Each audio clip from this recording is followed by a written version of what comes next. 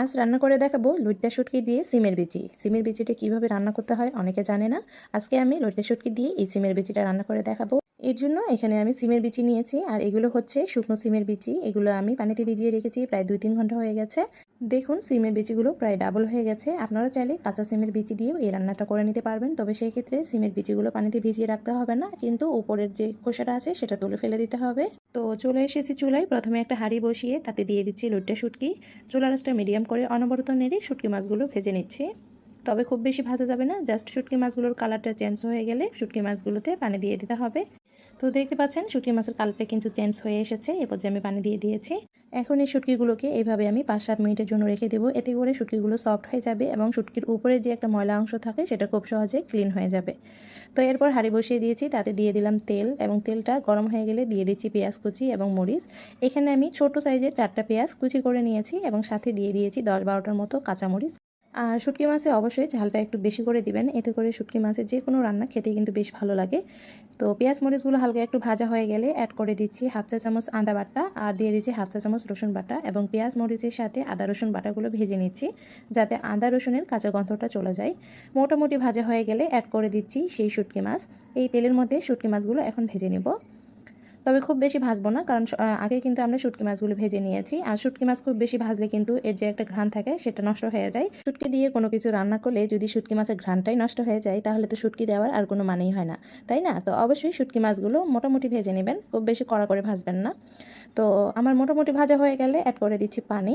এরপর আমি গুঁড়ো মশলা অ্যাড করব। আর পানিটা না অ্যাড করলে পেঁয়াজ মরিচগুলো পুড়ে যেতে পারে।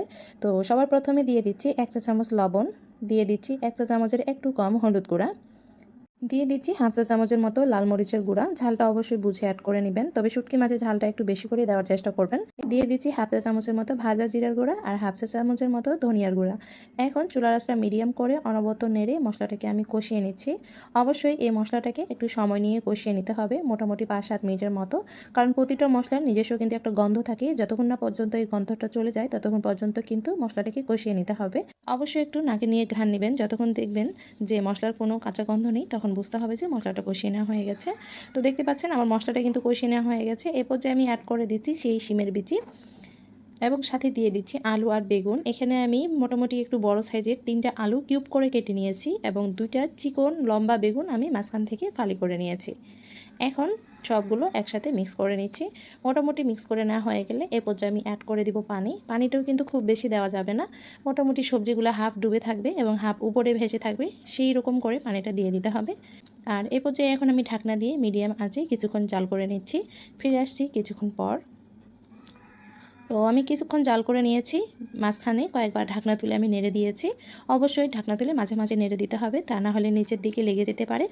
এখন এই তরকারিটাকে অনবরত নেড়ে আমি কষিয়ে নেব, কারণ সিমের বিচি এর কিন্তু একটা কাঁচা স্মেল থাকে। ঠিক মতো কষিয়ে না নিলে এই স্মেলটা থেকে যায়, পরে খাওয়ার সময় কিন্তু তেমন একটা ভালো লাগে না। অথবা আপনারা চাইলে রান্নার শেষে পেঁয়াজ আর রসুন দিয়ে বাগার দিয়ে দিতে পারেন, সেভাবেও খাওয়া যায়। সেক্ষেত্রেও এই যে সিমের বিচিতে কাঁচা স্মেল সেটা কিন্তু চলে যায়, কিন্তু বাগার দিয়ে আমার কাছে তেমন একটা ভালো লাগে না। আমি বাগার না দিয়ে এইভাবে কষিয়ে নিব, এতে করে কিছু সিমের বিচি গলে যাবে এবং কিছু সিমের বিচি আস্ত থাকবে। তো এইভাবেই আমি রান্নাটা করব। আর মোটামুটি সিমের বিচি আমি এইভাবেই রান্না করি, আমার কাছে বেশ ভালো লাগে এবং ফ্যামিলির সবাইও বেশ পছন্দ করে। তো আপনারা অবশ্যই এইভাবে একবার বাসায় ট্রাই করবেন, আশা করছি আপনাদের কাছেও বেশ ভালো লাগবে। তো দেখতে পাচ্ছেন আমি কিন্তু খুব ভালোভাবে কষিয়ে নিয়েছি, সম্পূর্ণ পানিটা শুকিয়ে গেছে। এই পর্যায়ে আমি অ্যাড করে দিচ্ছি হালকা একটু পানি, খুব বেশি পানি দেওয়া যাবে না। আমি জাস্ট মাখা মাখা করে তরকারিটা রান্না করতে চাচ্ছি।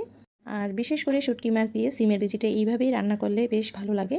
আপনারা অবশ্যই বাসায় একবার হলেও ট্রাই করবেন, যদি সিমের বিচি কোনোদিন কিনে থাকেন অবশ্যই এইভাবে ট্রাই করবেন, আশা করছি আপনাদের কাছে বেশ ভালো লাগবে। এইভাবে রান্না করলে সিমের বিচির কোনো স্মেল থাকে না, বোঝা যায় না যে এটা সিমের বিচি রান্না করা হয়েছে। তো যাই হোক, সব শেষে আমি অ্যাড করে দিচ্ছি 1/2 চা চামচ ভাজা জিরার গুঁড়া, দিয়ে নেড়ে মিশিয়ে নিচ্ছি। আর এ পর্যায়ে আমি ঢাকনা দিয়ে এটা রেখে দিব 4-5 মিনিটের জন্য। চুলার আঁচটা একেবারে লো করে দিব, এতে করে জিরা যে একটা ফ্লেভার সেটা তরকারির মধ্যে ভালোভাবে সেট হয়ে যাবে। তো আমার 4-5 মিনিটের মতো হয়ে গেছে, আবারও ঢাকনাটা তুলে আমি নেড়ে দিচ্ছি। তো রান্না এখন পুরোপুরি কমপ্লিট। এইভাবে সিমের বিচিটা রান্না করলে যারা সিমের বিচি পছন্দ করে না তারাও কিন্তু এই তরকারিটা মজা করে খেয়ে নেবে, এতটাই ভালো হয়।